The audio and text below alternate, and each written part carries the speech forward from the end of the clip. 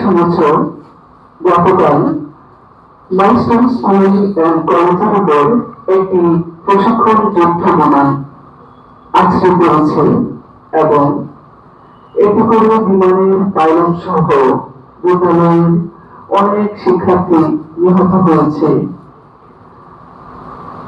অনেকে আহত হয়েছে। এই যে